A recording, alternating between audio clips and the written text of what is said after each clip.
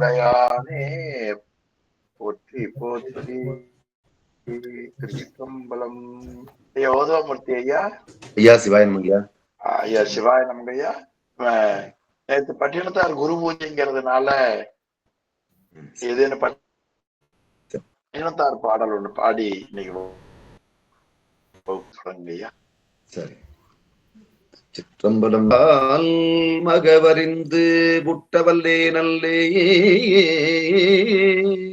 மாது சொன்ன சூழால் இளமை துறக்க வல்லே நல்லே தொண்டு செய்து நாளாரில் கண்ணிடந்து அப்பவல்லே நல்லே நான்கினிச் சென்று ஆளாவது எப்படியோ திருக்காலத்தியப்பருக்கே ஆளாவது எப்படியோ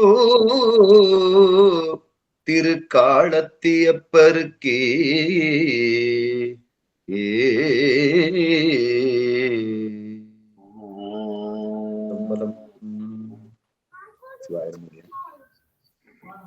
திருச்சிற்றம்பலம். ஐயா பெருமக்களுக்கு வணக்கம். அண்மை ஆநூல் வைத்த பொருள் வழுவா உண்மை விளக்கம் உரை செய்ய திண்மதம் சேர் அந்தி நிற தந்தி முக தொந்தி வயிற்று ஐங்கரனை பந்தம் அற உந்தியுள் வைப்பாம்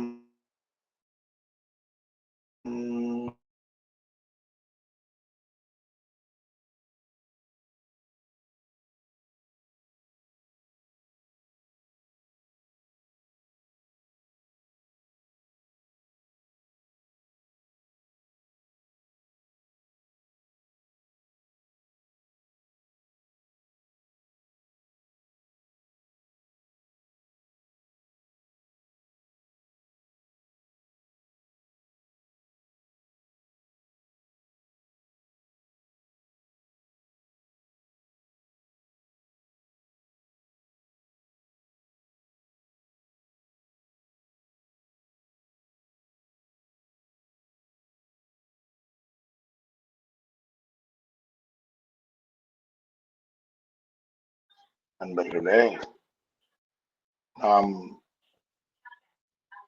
படிக்கின்ற சைவ பாட வகுப்பினுடைய நெறியாளரும் படிக்கின்ற நூல்களின் உரையாசிரியருமான முதுபெரும் புலவர் முனைவர் சென்னியப்பனாரையா அவர்களின் திருவடிகளையும் சிறமேல் கொண்டு மனம் மொழி மெய்களால் வணங்கி மகிழ்வோம். நண்பர்களே, மணவாசகங்கடந்தார் அருளி செய்த உண்மை விளக்க நூலில் நாம் பதி பசு பாசம் ஆகியவற்றை பற்றி நமக்கு ஆசிரியர் விரிவாக காட்டினார். பதி பசு இந்த இரண்டையும் நமக்கு கூறி பாசம் நீங்கும் பொருட்டு இறைவன் கொடுத்திருக்கிற தத்துவ கருவிகளை பற்றி விளக்கமாக காட்டினார். ஒரு ஆசிரியரிடத்துல மாணவர் கேள்வி கேட்பதை போல அது அருமையா அமைந்திருக்கிறது. இந்த அருமையான அமைப்பு நமக்கு வேற நூல்கள்ல இது போல ஒரு விரிவாக இருப்பதை நாம் பார்க்க முடியாது. முதலாவதாக ஆறாறு தத்துவம் ஏது, ஆணவம் எது, மாறா வினை ஏது, மற்றவற்றின் வேறாகா நான் ஏது, நீ ஏது, நாதன் நடம் ஏது, அஞ்செழுத்துதான் ஏது. இதுதான் நமக்கு வினாவாக அமைக்கப்பட்டவை. இவைகளை பற்றி முன்னமே தெரிந்திருந்தாலும் கூட அதை விளக்கமாக தெரிய வேண்டும் என்பதற்காக மணவாசகம் கடந்தார் தன் குருநாதராகிய மெய்கண்டாரிடத்தில இந்த விண்ணப்பத்தை செய்கின்றார். அதுல 6 தத்துவம், 36 தத்துவம். ஆணவம் அது அறியாமை, மாறா வினையேது அது நீயான சுகதுக்கம். இப்படி அந்த உயிருக்கு இறைவனால் கொடுக்கப்பட்ட கருவிகள் 36 தத்துவங்கள். அதற்கு தொடர்ந்து உயிருக்கு இருக்கக்கூடிய அறியாமை ஆகிய ஆணவம். அந்த ஆணவத்தை நீக்கிக் கொள்வதற்காக இறைவன் கொடுத்த மாயை, அதிலே இருந்து நமக்கு ஏற்பட்ட வினைகள், அது நீயான சுகதுக்கம் என்று இந்த 3 ஓரளவுக்கு தெரிந்திருந்த காரணத்தினாலே 6 தத்துவம் ஏது, ஆணவம் எது, மாறா வினை ஏது, மற்ற இவற்றின் வேறாக நான் ஏது. எவற்றின்? 6 தத்துவங்களோடும் ஆணவத்தோடும் வினையோடும் அழுந்தி கிடக்கிற நான். அப்ப நாம இப்ப எப்படி இருக்கிறோம்? இந்த தத்துவ கூட்டங்களோடு ஆணவத்தோடு வினையோடு பிரித்து அறிய முடியாமல் இருக்கிறோம். அதனால அவர் என்ன கேட்டார்? இவற்றின் வேறாக நான். 6 தத்துவம் ஏது, ஆணவம் ஏது, மாறா வினை ஏதுன்னு கேட்ட மாதிரி நான் ஏதுன்னு கேட்டிருக்கலாம். ஆனா முன்னமே இவருக்கு தெரிந்திருக்கிறது என்பது கேள்வியிலே தெரிகிறது. கேள்வி என்ன கேட்டார்? இவற்றின் வேறாக நான் ஏது. இவற்றின் என்பது உயிராகிய நான் தத்துவங்களோடு 6 தத்துவத்தோடும் ஆணவத்தோடும் வினையோடும் சம்பந்தப்பட்டு இதிலே இருந்து பிரித்து அறிய முடியாதபடி நான் அதனுள்ள இருக்கின்றேன்.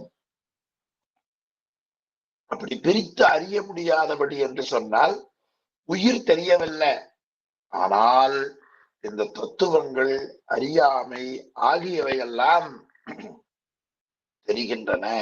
இதுக்கு பெத்த நிலை பேர், கட்டு நிலை. இவற்றின் வேறாக நான் ஏது. அப்புறம்தான் கேட்டார், நீ ஏது, நாதன் நடம் ஏது. இப்ப நான் ஏது என்று சொன்னால் உயிர் அசத்தோடு சேர்ந்து அசத்தாகவும் சத்தோடு சேர்ந்து சத்தாகவும் இருக்கும். உயிருக்கு என்ன பெயர்? சதசத்து என்று நான் ஏதுக்கு விளக்கம் சொன்னார். அடுத்து நீ ஏது? இறைவன். இறைவன் அறிவுடைய பொருள்களோடும் அறிவற்ற பொருள்களோடும் கலப்புத்தன்மையால் ஒன்றாயும் பொருள் தன்மையால் வேறாயும் செலுத்தும் தன்மையால் உடனாயும் இருப்பான். இது நீ ஏது என்பதற்கு விளக்கம் சொன்னார். அதற்கு அடுத்தது நான் ஏது, நீ ஏது. நாதன் நடம் ஏது? இறைவன் 5 எழுத்து உருவாக கொண்டு நடனமாடுகிறார். அதில் அந்த 5 எழுத்து வடிவமாய் இருப்பது நம சிவாய. சிவாய நம. இதனால நினைவில் கொள்ள வேண்டியது. நா ஊன்றிய பாதம், மா உதிரம், சி தோல், வா முகம், யா பார். அது ரொம்ப லட்சுமணன் ஐயா எல்லாரும் நினைவில் கொள்ள வேண்டும் என்று சொல்லி இந்த நடராஜர் படம் எது எது எங்கெங்க வருகிறது என்று ரொம்ப விளக்கமா காட்டினார். வாய்ப்பு இருந்தா கூட சதீஸ்வரையை காமிக்கலாம். ஏனென்றால் அது நாம் நினைவில் கொள்ள வேண்டியது. அது காட்டினார். பிறகு சிவாய நம, அது ரொம்ப அருமையான பகுதி. அது எங்கே இருக்கிறது? உடுக்கை ஏந்திய கையில சி. அதன் பிறகு வா யா ந ம என்பதை ரொம்ப அருமையா காட்டினார். நல்ல அந்த ஐயாவுடைய பாடலும் ரொம்ப அருமையா நமக்கு அமைய பெற்றது. ஆமா, நல்லா குறித்து காட்டியிருந்தார். சிவாய நம எப்படி அஞ்செழுத்தில நமக்கு அமைகிறது என்பதை பற்றி. சி என்பது உடுக்கை ஏந்திய கை, வா என்பது வீசியகரம், யா என்பது அபயகரம், யா என்பது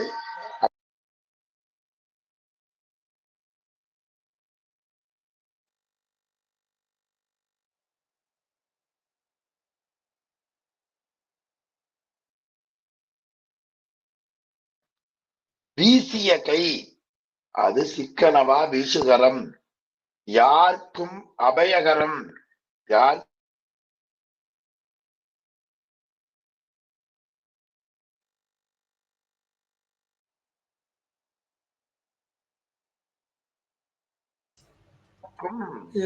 அபயகரம், பார்க்கில் இறக்கி அங்கி நகரம், நா என்பது ஊன்றியது. அடுத்து அங்கி நகரம், நெருப்பு ஏந்திய கை நா, அடிக்கில் முயலகனார் தங்கும் மகரம்.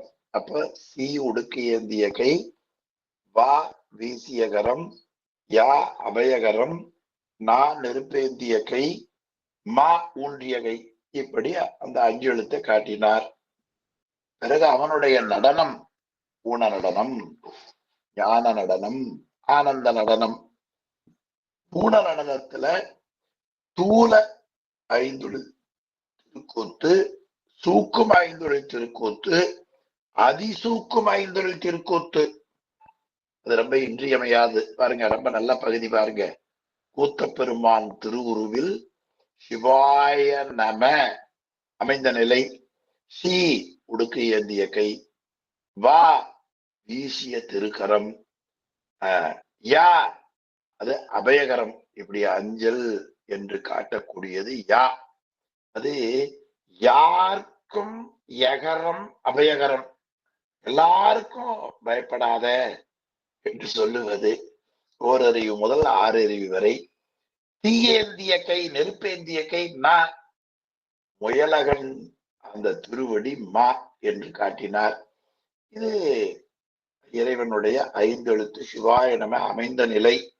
பிறகு படைத்தல், காத்தல், அழித்தல், மறைத்தல், அருளல். படைத்தல் உடுக்கு ஏந்திய கை, காத்தல் அபயகரம், காத்தல் அழித்தல் நெருப்பேந்திய கை, மறைத்தல் ஊன்றிய பாதம், அருளல் தூக்கிய திருவடி. அதுல சொன்னார், நான்ற மலர்பாதம் முத்தி, நான்ற மலர்பாதம் முத்தி. நடனம், ஊன நடனம், பிறகு ஞான நடனம், ஆனந்த நடனம். இப்படி நடனத்தை பற்றி விரிவா நாம் பார்த்தோம். பிறகு அந்த ஆடல் கண்டால் நமக்கு பிறப்பு இல்லை என்று சொல்லி, உரை உணர்வுக்கு எட்டா ஒருவன் முகுபஞ்சாக்கரத்தால் பறையிடமா கருணை உருக்கொண்டு ஆடல் அப்படி கண்டால் அதை வழிபடுபவர்களுக்கு பிறப்பு இல்லை என்று சொல்லி 5 எழுத்தை பற்றி சொல்லி, 5 எழுத்தினுடைய சிறப்பு ரொம்ப அருமையான பாட்டுங்க. பாடல் எண் கொஞ்சம் ஞாபகம் வச்சுக்கணும். 44வது பாடல். 5 எழுத்தே ஆகமம், அண்ணல் அருமறையும், 5 எழுத்தே ஆதிபுராணம், அனைத்தும் 5 எழுத்தே. ஆனந்த தாண்டவமும் 6 கப்பாலும் ஆனந்த மாமுத்தியும் 5 எழுத்து என்று காட்டினார். இதுவரை 5 எழுத்துதான் ஏது என்பது வரை ஆன விளக்கம். இனி முத்தி அடைந்தோர் நிலை என்கிற பகுதியில முத்தி அடைந்தவர்கள் எது போல இருப்பார்கள், அது ரொம்ப நல்ல பகுதி. அது என்ன காட்டுகிறார்? பழம், மலர், நெருப்பு, வீணை. பழமும்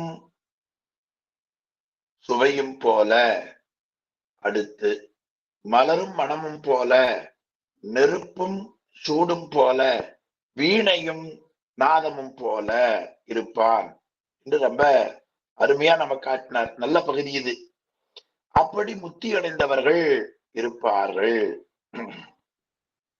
இனி அந்த முத்தி நிலையில இன்னும் கொஞ்சம் விளக்கமா காட்டுங்க என்று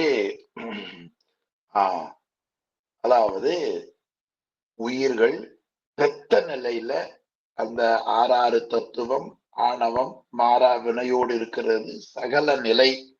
அந்த சகல நிலையில உயிர்கள் தெரியாது, உடம்பு முதலிய கருவிகள் தெரியும்.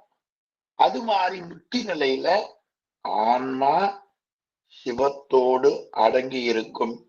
அது எப்ப கிடைக்கும்னா சித்தமலமற்றார் செறிந்திடுவர். ரொம்ப நல்ல பகுதி. அது சத்தியமாய் ஓதியிடும் என்று காட்டினார். இதுவரை நாம் சிந்தித்தது. இனி சுவாமியினுடைய திருவடியில ஆன்மா சேர்ந்த பொழுது அந்த இன்பம் எப்படி அப்படி சேர்ந்திருக்கும் என்பதை காட்டினார். ரொம்ப எளிமையான உதாரணம். சந்திரன் குளிர்ச்சியான ஒளியை தருகிறது, சூரியன் வெப்பமான ஒளியை தருகிறது. இப்ப சந்திரன் சூரியனிடத்துல ஒளியை பெறுகிறது. இப்ப சூரியனுடைய ஒளியில் சந்திரனுடைய ஒளி கலந்தால் சந்திரனுடைய ஒளி சூரியனுடைய ஒளியில் அடங்கி இருக்கும். அந்த உதாரணத்தை காட்டுகிறார். ஆதவந்தன் சந்நிதியில், ஆதவன் சூரியன், சன்னதியின திருமுன்பு என்று அர்த்தம். சன்னதி என்ற பொருளுக்கு என்ன பொருள்? திருமுன்பு என்று அதற்கு பொருள். ஆதவந்தன் சந்நிதியில் அம்புலியினார். அம்புலி என்பது நிலாவுக்கு இருக்கக்கூடிய பெயர். ஆமா, நிலாவுக்கு இருக்கக்கூடிய அருமையான பெயர் அம்புலி. அதனால பிள்ளை தமிழ்ல அம்புலி பருவம்னே ஒரு பருவம் போடுவார்கள், அம்புலி பருவம். அது மாதிரி அம்புலியினார் சோதி, அதனுடைய அந்த ஜோதி பேதமர, பேதம்னா வேறுபாடு. சூரியனுடைய ஒளி இது வெம்மை ஒளி, சந்திரனுடைய ஒளி இது தன்மை ஒளி என்று பிரித்து அறிய வாராமல் பேதமர நிற்கின்ற பெற்றி போல் அது எப்படி அதுல அடங்கி இருக்கிற, அது போல நாதாந்தத்தே அண்ணன் திருவடியில் ஆன்மா அணைந்து இன்பம் அனுபவிக்கும்.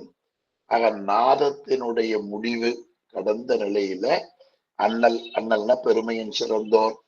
அது முன்னலே அழகார், அண்ணல் அழகார் அஞ்செழுத்தும் காட்டினார்.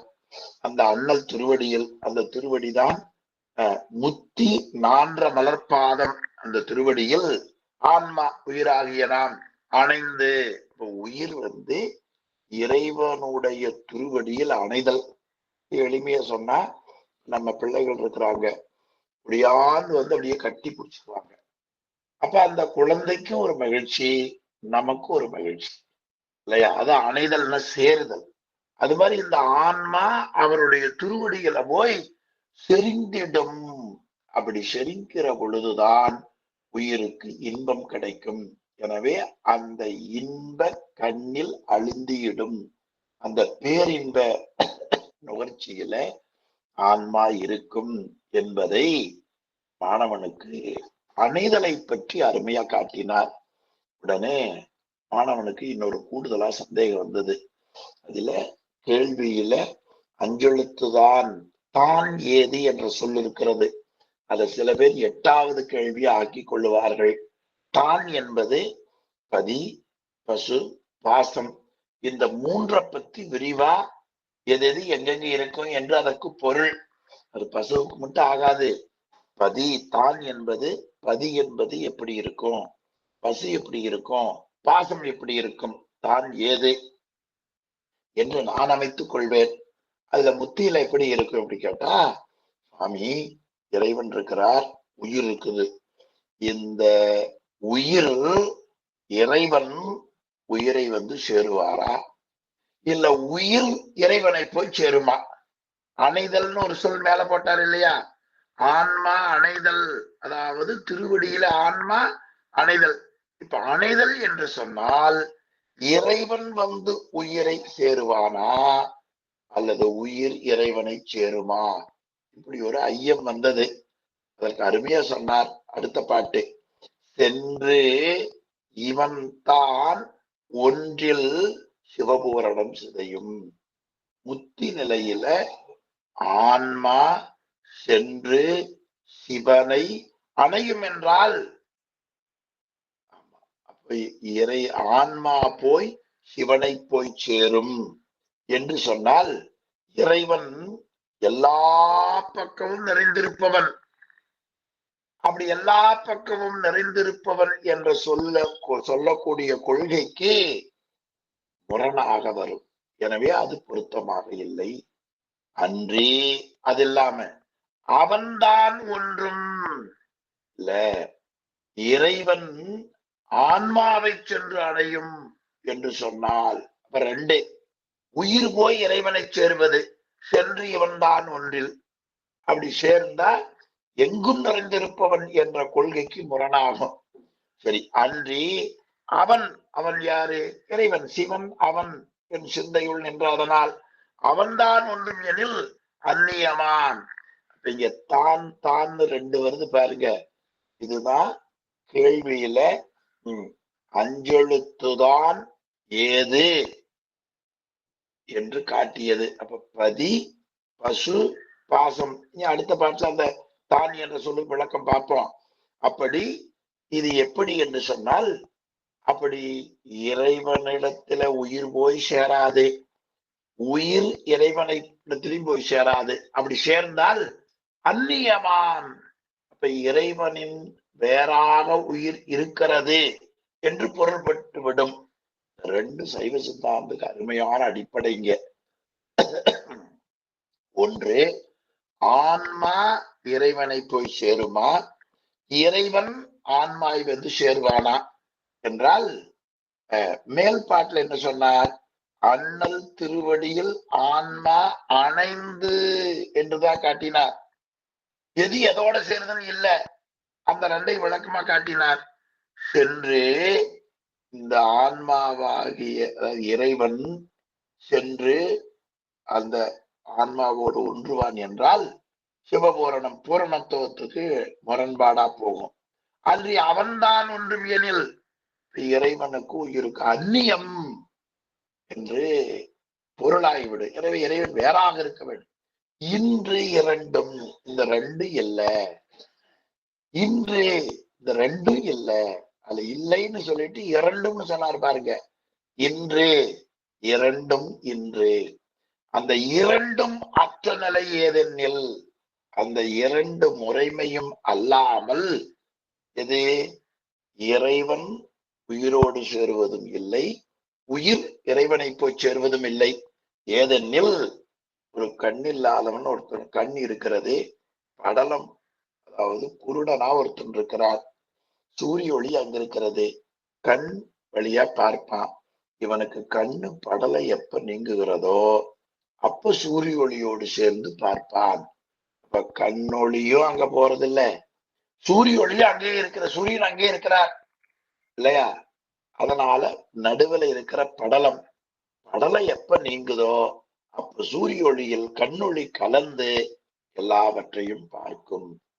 சூரிய ஒளிக்கும் கண்ணொளிக்கு நடுவில் இருக்கிற படலம் மறைக்கிறது. அப்ப இறைவனுடைய திருவருள சேர்வதுல ஆணவம் வலி குன்றினால் திருவருள் வியாபகத்துக்குள் ஆன்மா பேரின்பம் அடையும்.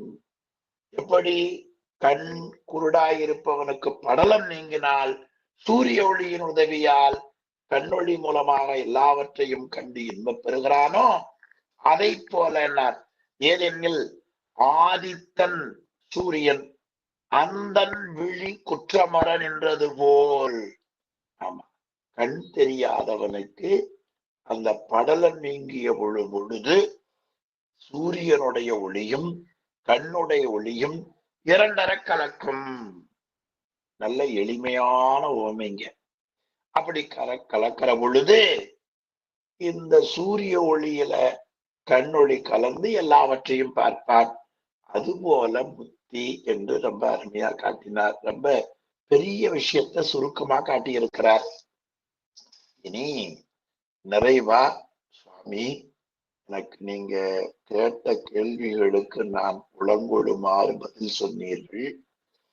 இப்படி நான் 6 தத்துவத்தோடும் ஆணவத்தோடும் வினையோடும் தொடர்புடையவனாக இருக்கின்றவன்.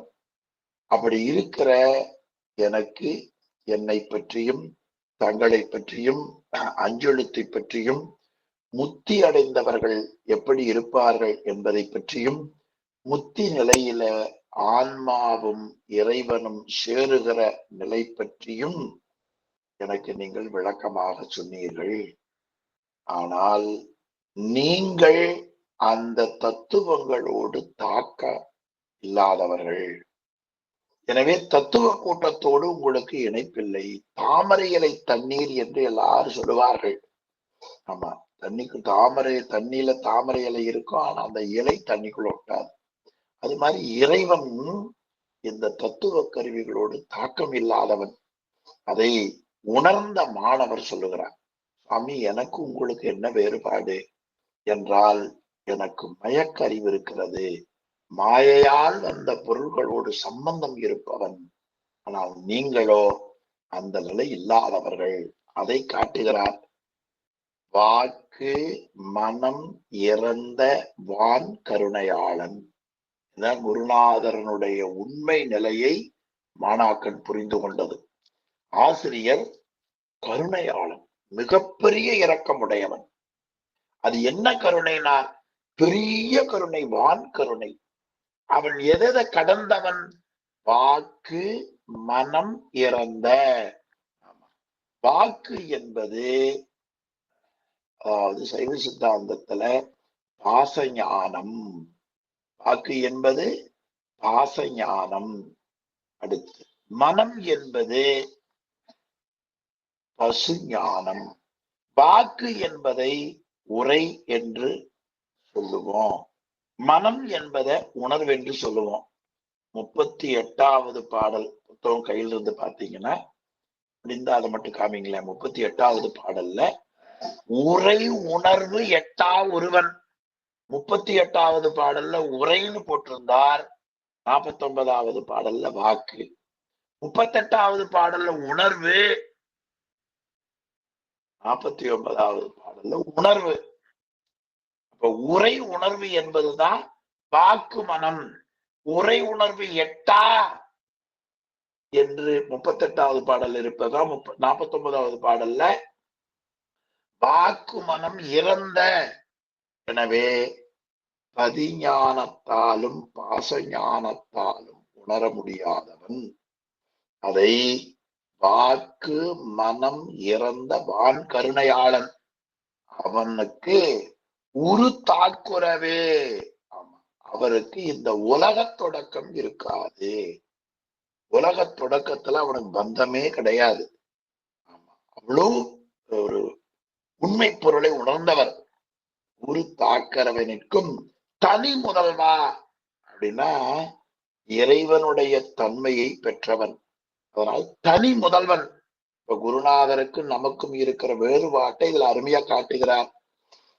அப்படி தனி முதல்வனாக இருக்கிற குருநாதா, நீக்கா பதியினை போல் இந்த உயிரை விட்டு என்றும் நீங்காமல் இருக்கக்கூடிய பதியாகிய இறைவனை போல் நித்தம் பசுபாசம் என்றாய்.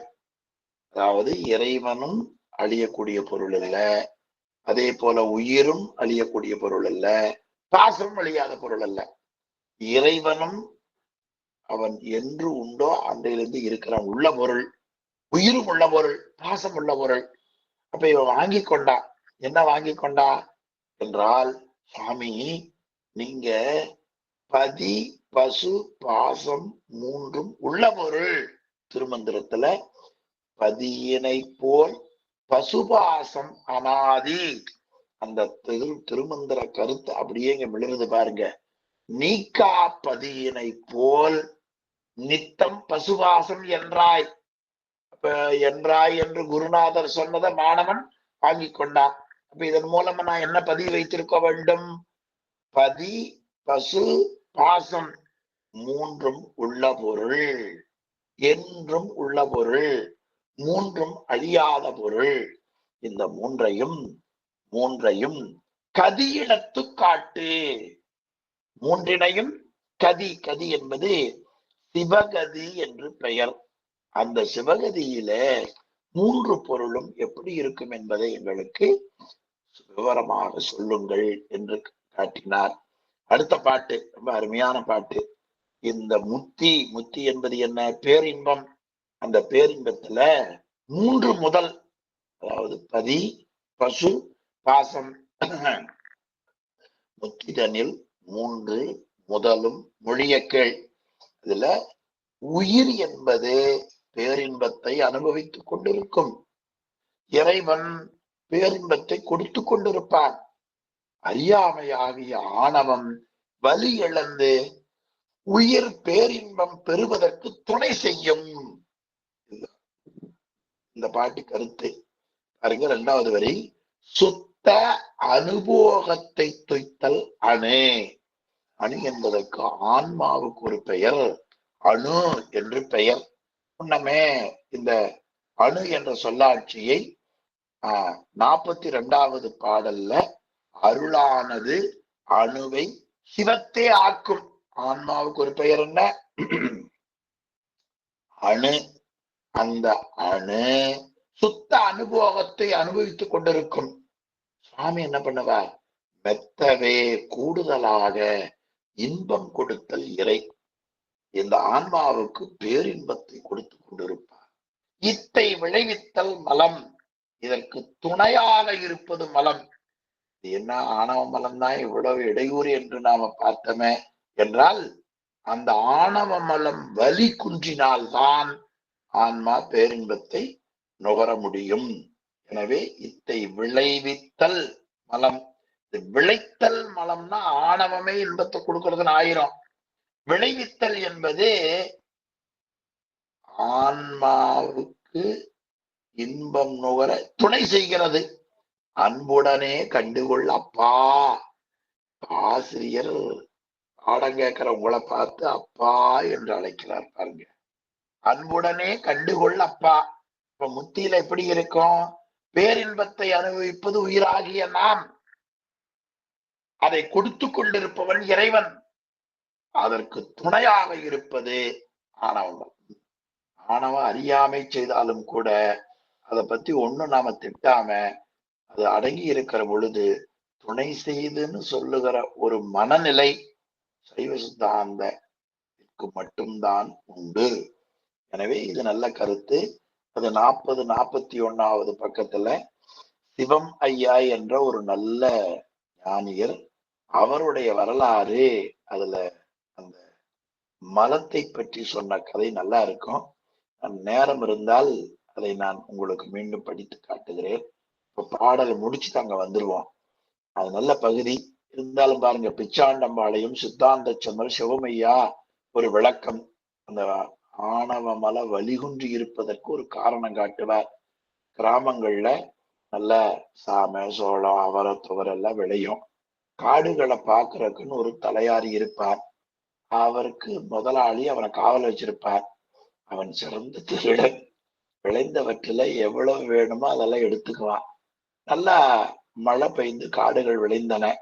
அந்த தலையாரி அந்த விளைந்த பொழுது உடம்பு முடியாம வரல.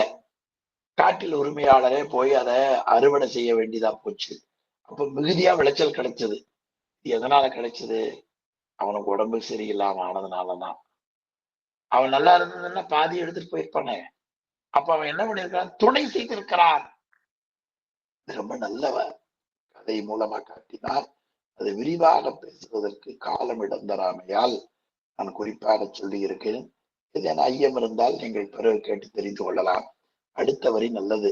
பாட்டில் இத்தை விளைத்தல் மலம் என்று இருந்தால் இன்பத்தை கொடுப்பது மலம் என்று பொருளாகிவிடும். ஆனால் இத்தை விளைவித்தல் மரம், அப்போ பேர் விளைவித்தல் மலம், பேரின்பம் பெறுவதற்கு துணை செய்வது என்று அந்த பகுதி ரொம்ப நல்ல பகுதி. இனி அடுத்தது முத்தியில் முப்பொருளுக்கு அடுத்தது முத்திக்கு அழியாத காரணம். இந்த பேரின்பத்தை பெறுவதற்கு நிலையான காரணத்தை எனக்கு கூறுவீர்களாக. இதுவரை பல செய்திகளை நமக்கு சொல்லி வந்தார். கடைசியா குருநாதா எனக்கு இந்த பேரின்பம் அடைவதற்குரிய வழியை எங்களுக்கு சொல்லுங்கள். அப்பா, இது ஆசிரியர் மாணவனை பார்த்து விழிப்பது. அப்பா, இம்முத்திக்கு அழியாத காரணம்தான் செப்பாய். ஆமா, இந்த பேரின்பத்தை அடைவதற்கு நிலையான காரணத்தை அருளாலே செப்பாய். என்பால் வைத்த கருணையின் காரணத்தால் எனக்கு நீங்கள் கூறுங்கள். அருளாலே செப்பாய். செப்பக்கேள், அருளாலே செப்பக்கேள். அந்த அருளாலேங்கிற சொல்ல மாணவனுக்கு அமைத்துக் கொள்ளலாம், குருநாதருக்கு அமைத்துக் கொள்ளலாம். அழியாத காரணம்தான் அருளாலே செப்பாய், கருணையால் எனக்கு சொல்லுங்கள். இன்னொன்னு, அருளாலே செப்பக்கேள். நான் என்னுடைய குருநாதர் எனக்கு காட்டிய வழியில ஆகம நூல்கள்ல சொல்லப்பட்ட செய்தியை நான் சொல்லுகிறேன். ரெண்டுக்கு ஆகும் பாருங்க.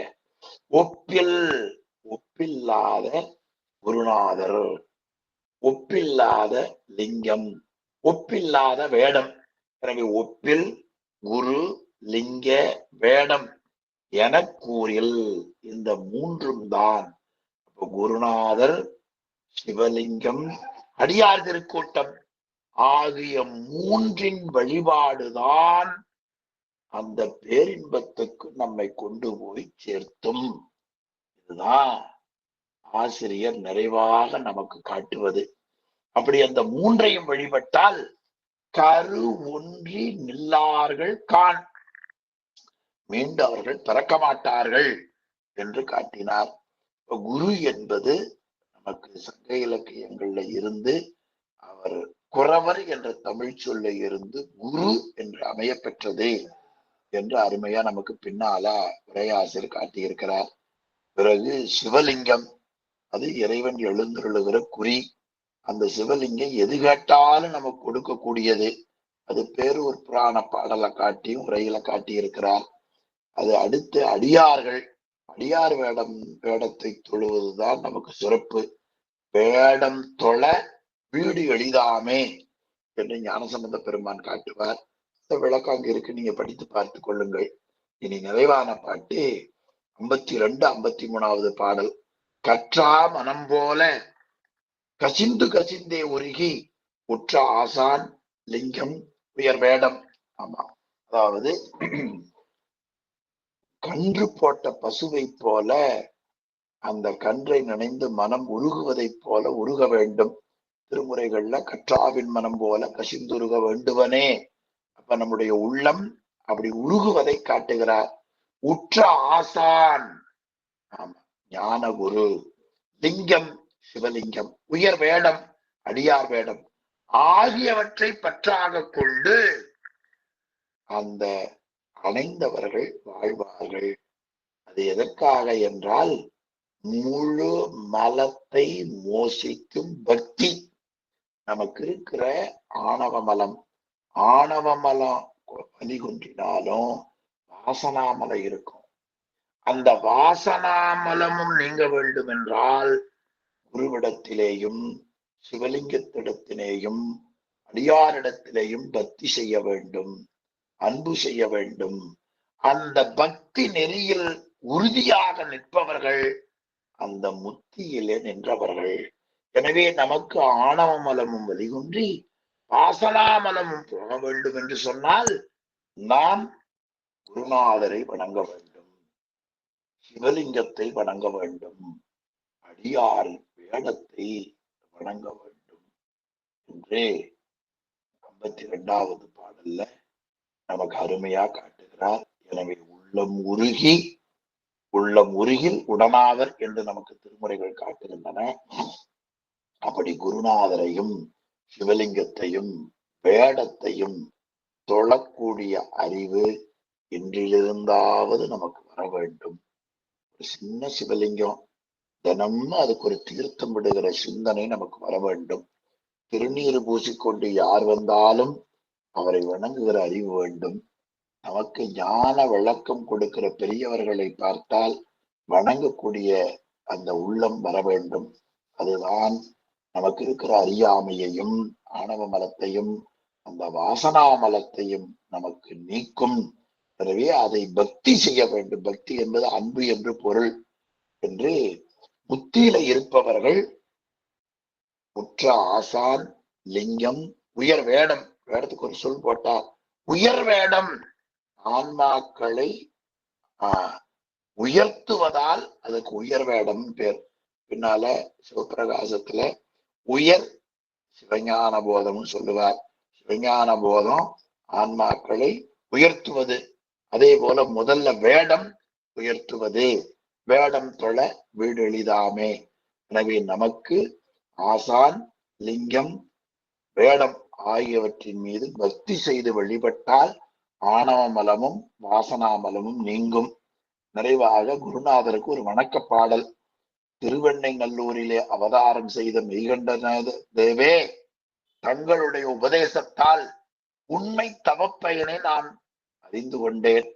அதனால் இந்த உலகத்தில் மீண்டும் பிறப்பு வந்து என்னை சேரும்படியாக அதில் சேராமல் நான் உங்களுடைய உபதேசத்தால் உங்களை கண்டதால் இந்த பிறப்பில் பேரானந்த பெருவாழ்வை பெற்றேன் என்று நிறைவு செய்கிறார். நல்ல பாட்டு. ஆழ்ந்தேன் அருட்கடலே, பற்றா பவக்கடலில் வீழ்ந்தே அலையாமல் மேதினியில் சூழ்ந்து விடா வெள்ளை சுவேதவனம் மெய்கண்ட நாதனே, உண்மை தவப்பயனே உற்று. ஆக தன்னிடத்தில வந்தவரை பிறர்வால் செல்லாவெள்ளம் பெருமை உடையவர். அதான் குருநாதருக்கு இருக்கிற ஒரு சிறப்பு. யார் தன்னை வந்து பார்க்கிறார்களோ அவர்கள் இந்த குருவை விட்டு வெளியில போக முடியாதபடி அவர் ஞானமாக இருப்பவர். அதனால் சூழ்ந்து மெய்கண்ட நாதனே, வெண்ணை சுவேதவன மெய்கண்ட நாதனே, நீங்கள் திருவெண்ணைநல்லூரிலே தோன்றியவர்கள். அப்படி தோன்றி இருக்கிற நீங்கள், கருணை கடலாக இருக்கிற நீங்கள், நான் முன்பு செய்த தவத்துக்கேற்ப, அத தவ பயன், தவம் என்பது சரியகிரிய யோகம் ஞானம், அந்த தவ பயனுக்கு தவ பயன் காரணத்தால் உண்மை அடைந்தேன். ரொம்ப ஐயா கீழே நல்லா எழுதியிருப்பார் பாருங்க. உண்மை சரியை கிரிய யோகமாகிய தவப்பயனால் உண்மை அடைந்தேன் என்று.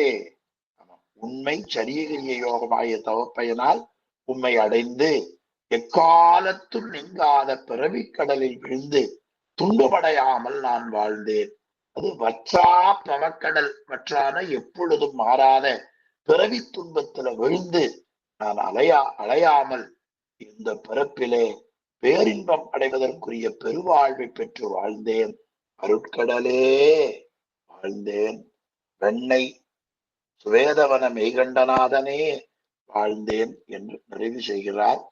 வன்மை தரும் ஆகமநூல் வைத்த பொருள் வழுவா உண்மை விளக்கம் என்று தொடங்குகிறது.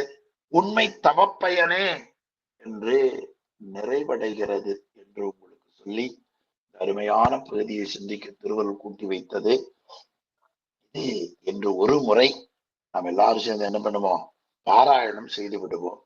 நூல் இருப்பவர்கள் எடுத்துக்கொள்ளுங்கள். சதீஷ், நீங்க முதல்ல இருந்து அப்படியே வரிசையை காமிச்சிட்டு வந்து அப்படியே படிச்சிடலாம். காப்பு பாடல் எல்லாருக்கும் மனப்பாடம் தானே, சேர்ந்து சொல்லுவோம்.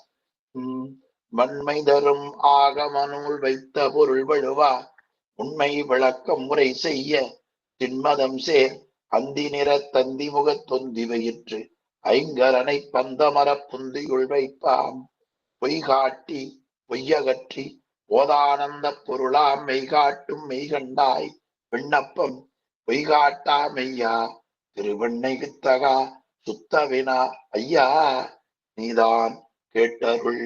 ஆறாறு தத்துவம் ஏது, ஆணவம் எது, மாறாவினை ஏது, மற்ற இவற்றின் வேறாக நான் ஏது, நீ ஏது, நாதன் நடம் அஞ்செழுத்துதான் ஏது, தேசியனே சாற்று. உள்ளபடியத்தை உரைக்க கேள் முந்தனக்கு வள்ளல் அருளால் அன்று வாய் மலர்ந்து தெள்ளிய சீர் ஆகமங்கள் சொன்ன அடைவிலே ஆனந்த யோகம் நிகழ் புதல்வா உற்று நாட்கோணம் பூமி புனல் நன்னுமதியின் பாதி ஏற்குமணல் முக்கோணம் எப்போதும் ஆர்க்கும் அருகோணம் கால் வட்டம் ஆகாயம் ஆன்மா உரு காயம் இவற்றால் உற்று பொன்பார் புனல் வெண்மை பொங்கும் அனல் சிவப்பு மண் கால் கருமை வளர்வான் தூமம் என்பார் எழுத்து ல வ ர ய அ பாராதிக்கென்றும் அழுத்தமதாய் நிற்கும் அது குறி குலிசம் கோகனதம் கொள் சத்தி குன்றா அருபுள்ளி ஆரமுதம் விந்து பிரிவின்றி மண் புனல் தீ கால் வானம் மண்ணும் அடைவே என்று ஒன் புதல்வா ஆகமம் ஓதும் ஆராதி ஐந்துக்கும் பண்ணும் அதி தெய்வங்கள் ஆரார் அயன் ஆதியை வராம் ஓரோர் தொழில் அவர்க்குச் சொல்லுங்கள் தோற்ற முதல் ஐந்தும் பழுதரவே பண்ணுவார்கள் பார் படைப்பன் அயன் அழிப்பன் பங்கையற்கண் மாயன் துடைப்பன் உருத்திரனும் சொல்லின் திடம்பெறவே என்றும் கிரோபவிப்பர் ஈசன் சதாசிவரும் அன்றே அனுக்கிரகர் ஆம் மண் கடினமாய் தரிக்கும் பாரி குளிர்ந்தே பதமாம் ஒன் கடல் சுட்டு ஒன்றுவிக்கும் ஓவாமல் வன் கால் பறந்து சலித்து திரட்டும் பார்க்கில் ஆகாயம் நிரந்தரமானிக்கும் நிறைந்து உள்ளபடி மாபூதம் ஓதினோம் உந்தனக்கு கள்ளமுகம் ஐம்புலனும் கட்டுரைக்கில் மெல்லவே ஓசை பரிசம் உருவம் சுவை நாற்றம் ஆசை தரும் ஐம்புலனே ஞானேந்திரியங்கள் நன்றா உரைக்க கேள் ஊனமிகு பூதம் உற்றியிடமா இனமாம் சத்தாதியை அறியும் தானம் செவி தோல் கண் அத்தாலு மூக்கென்று அறி வானிடமான் என்று செவி மண்ணும் கொடியதனை ஈனமிகு தோல் கால் இடமா ஊனப்பரிசந்தனை அறையும் பார்வையில் கண் அங்கி பிறவி உருவம் காணுமே நன்றாக நீரிடமா நாரதம் தான் அறியும் பொன்றா மனம் மூக்கு பூவிடமா நின்றறியும் என்று ஓதும் அன்றே இறை ஆகமம் இதனை வென்றார் சென்றார் இன்ப வீடு கண்ணுதல் நூல் ஓதியிடும் கண்மேந்திரியங்கள் என்னும் வசனாதி கிடமாக நன்னியிடும் வாக்கு பாதம் பாணி மண்ணு குதம் உபத்தமா கருதும் நாளும் அது வாக்கு ஆகாயம் இடமா வந்து வசனிக்கும் கால் போக்காரும் காற்றிடமா புல்கி காற்றிடமா புல்கி அனல் ஏற்கும் இடுங்கை குதம் நீர் இடமா மலாதி விடும் பார் இடம் விபத்தம் பார் இடம் உபத்தம் விந்து அந்த கரணமடைவே உரைக்க கேள் அந்த மனம் புத்தியுடன் ஆங்காரம் சிந்தை இவை பற்றியது நிச்சயத்து பல்கால் எழுந்திருந்து அங்கு உற்றது சிந்திக்கும் உணர் ஓதியிடும் நாலாறு உற்று ஆன்மதத்துவம் என்று ஆதி அருள் நூலறையும் கான் இதரவே வித்தியாதத்துவங்கள் தம்மை விளம்பக்கு உத்தமனே நன்றா உனக்கு காலம் நியதி கருதும் கலை வித்தை ஏல அராகம் புருடன் மாயை மால் அற ஏழ் சொன்னோம் அடைவாக சொன்ன இவை தம் உண்மை உண்ணி உரைக்கும் நாம் உற்று எல்லை பலம் புதுமை எப்போதும் நிச்சயித்தல் அல்லல் தரும் கிரியை ஆன்மாவுக்கு ஒல்லை அறிவு ஆசை ஐம்புலனும் ஆரவரும் காலம் குறியாமயக்கும் என்று கொள் வித்தியா தத்துவங்கள் ஏழும் விளம்பினோம் சுத்தமா தத்துவங்கள் சொல்லக்கள் சுத்தமாம் சுத்த வித்தை ஈஸ்வரம் பின் சொல்லும் சதாசிவம் நல் சக்தி சிவம் கான் அவைகள்தாம் சுத்த வித்தை ஞானமிகும் தொன்மையாம் ஈஸ்வரம் தான் அத்தன் தொழிலதிகம் ஆக்கியிடும் ஒத்தல் இவை சாதாக்கியம் என்றும் சக்தி சிவம் கிரியை ஆதார ஞான உருவாம் ஆறாறு தத்துவம் சொன்னோம் அடைவாக மாறாமலம் இரண்டும் வா சொல்ல கூறில் அறியாமை ஆணவம் நீயான சுகதுக்கம் குறியா வினை என்று கொள் ஆறாறு தத்துவமும் ஆணவமும் வல்வினையும் மாறா அருளால் பகுத்துரைத்தீர் வேறாக என்னை எனக்கரிய காட்டி இவை கண்டேன் உன்னறிய தேசியனே உற்று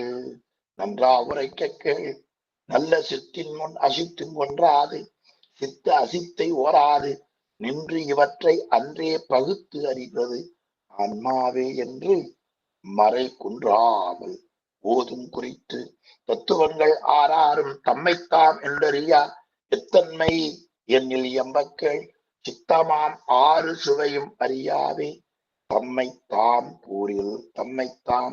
கூறில் அவை இவை போல கொள் ஆறு சுவையும் அருந்தி அவை தம்மை வேறு ஒருவன் கூறியிடும் மென்மை போல் ஆறாரும் ஒன்று ஒன்றா நாடி உணர்ந்து ஓதில் அதில் உற்றி அறிவாய் நின்ற பொருள் தானேகாள் நீ குன்றாருளாலே கூறினீர் என்படிவு ஒன்றாதனும் உருவம் பொதியீர் என்று அருக்கன் கண்ணுக்கு காட்டுமா போல உணதறிவில் நன்னி அறிவித்திடுவோம் நாம் அன்றியும் கேள் ஆன்மாவால் ஆய்ந்தறியும் ஐம்பொறிகள் இன்றி அறியா இவை என்ன என்றது போல் ஓவாமல் உன்னை உணர்த்துவோம் உன் அறிவில் மேவாமல் மேவினான் அக்கரங்கற்கெல்லாம் அகர உயிர் நின்றாற்போல் மிக்க உயிர்க்குயிராய் மேவினோம் எக்கண்ணும் எல்லா இடத்து உயிர்க்கு நில்லாது அறிவென்று நல்ல ஆகமம் ஓதும் நாடு மற்றவத்தோர் தாம் காண நாதா அந்த தஞ்செழுத்தால் உற்று உருவாய் நின்று ஆடல் உள்ளபடி பெற்றிட விண்ணார் மொழில் வெண்ணை மெய்கண்ட நாதனை தன்னார் அருளாலே சாற்றி வெட்டும் இரண்டும் உருவான லிங்கத்தை நட்டம் புதல்வா நெகிழக்கே சிட்டன் சிவாய நம என்னும் திருவெழுத்து அஞ்சாலே அவாயமர நின்றுடுவான் ஆடும்படிகள் நல் அம்பலத்தான் ஐயனே நாடும் திருவடியிலே நகரம் கூடும் மகரம் உதரம் வளர்த்தோள் சிகரம் பகரும் முகம் வா முடிய பார் சேர்க்கும் துடி சிகரம் சிக்கனவா வீசுகரம் ஆர்க்கும் யகரம் அபயகரம் பார்க்கில் இறக்கி அங்கி நகரம் அடிக்கில் முயலகனார் தங்கும் மகரமதுதான் வங்காரமேனில் திருவாசி உற்றதனில் நீங்காய் எழுத்தே நிறை சுடரான் அங்காரம் அற்றார் அறிவார் அணி அம்பலத்தான் ஆடல் இது பெற்றார் பெறப்பற்றார்வின் தோற்றம் துடியதனில் தோயும் திதியமைப்பில் சாற்றியிடும் அங்கியிலே சங்காரம் உற்றமா ஊன்று மலர்ப்பதத்தில் உற்ற திரோதம் முத்தி நான்ற மலர்ப்பதத்தே நாடு மாயைதனை உதறி வல்வினையை சுட்டு மலம் சாய அமுக்கி அருளான் எடுத்து நேயத்தால் ஆனந்த வாரிதியில் ஆன்மாவை தான் எழுத்தல்தான் இந்த யார் பரதம் தான் மோனந்த மாமுனிவர் நும்மலத்தை மோசித்து தான் அந்தமான இடத்தே தங்கியிடும் ஆனந்தம் உண்டு அருந்த நின்று ஆடல் காணும் அருள் மூர்த்தியா கொண்ட திரு அம்பலத்தான் கூத்து பறையிடமான் என்று மிகு பஞ்சாக்கரத்தால் உரை உணர்வு கெட்டா ஒருவர் வரைமகள்தான் காணும்படியே கருணை உருக்கொண்டாடல் வேணுமவர் உண்டோ பிறப்பு நாதாந்த நாடகத்தை நன்றா அருள் செய்தி ஓதி எழுத்தஞ்சம் உள்ளபடி இதரவே அஞ்செழுத்தும் இதாயில் அழியும் எழுத்தாய் விடுமோ தஞ்ச அருக்குருவே சாற்று உற்ற குறியெளியும் ஓதுங்கால் பாடைகளிலே சற்றும் பொருள்தான் செல்யாது மற்ற அதுகள் சிவன் அருள் ஆதி எழிலா திரோதம் பலம் ஆசி எழுத்தஞ்சின் அடைவான் சிவன் அருள் ஆதி திரோதம் பலமைந்தும் அவன் எழுத்தஞ்சின் அடைவான் இவன் நின்று நம் முதலா ஓதில் அருள் நாடாது நாடும் அருள் சின் முதலா ஓது நீ சென்றே அண்ணல் முதலா அழகார் எழுத்தஞ்சும் எண்ணில் ராப்பகல் அற்று இன்பத்தே நன்னி அருளானது சிவத்தே ஆக்கும் அணுவை இருளானது தீர இன்று ஆதிமலமிரண்டும் ஆதியா ஓதினால் சேதியா மும்மலமும் தீர்வாக போதம் மதிப்பரிதாம் இன்பத்தே வாழலாம் மாறி விதிப்படி ஓது அஞ்செழுத்துமே அஞ்செழுத்தே ஆகமம் அண்ணல் அருமறையும் அஞ்செழுத்தே ஆதி புராணம் அனைத்தும் அஞ்செழுத்தே ஆனந்த தாண்டவம்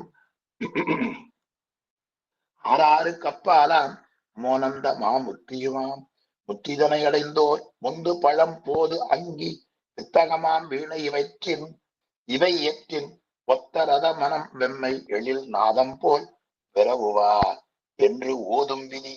தத்துவங்கள் எல்லாம் சகசமாய் ஆன்மாவில் பெத்தத்தில் நிற்கின்ற பெற்றி போல் முத்திதனில் சித்தமலமற்றார் செறிந்திடுவர் என்று மறை சத்தியமாய் ஒதியிடும்தான்.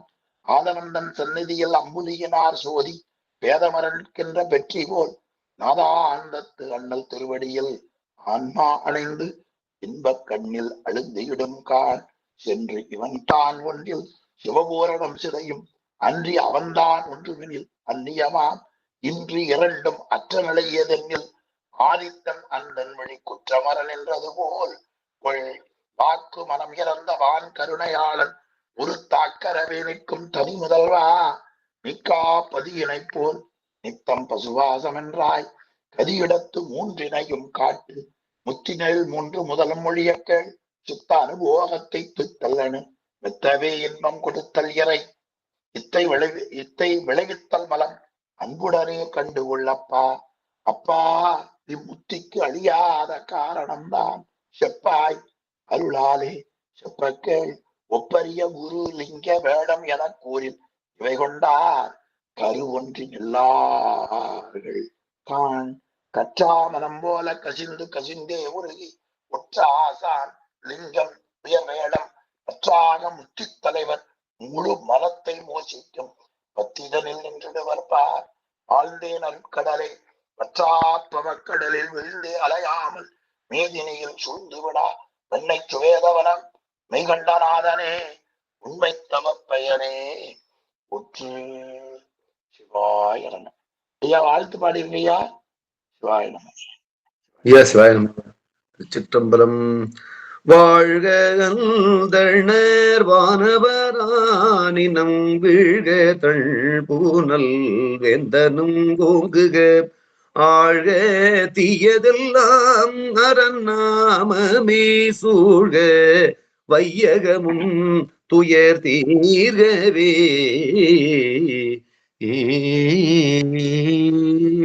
திருச்சிற்றம்பலம். தென்னாடுடைய சிவனே போற்றி, எந்நாட்டவர்க்கும் இறைவா போற்றி, ஏகம்பத்து உரையந்தாய் போற்றி, பாகம் பெண்ணுருகானாய் காவாய் கனகத்திரளே போற்றி, கைலை மலையாய் போற்றி. திருச்சிற்றம்பலம். சிவாய நமங்க. திருவள்ளுவர்.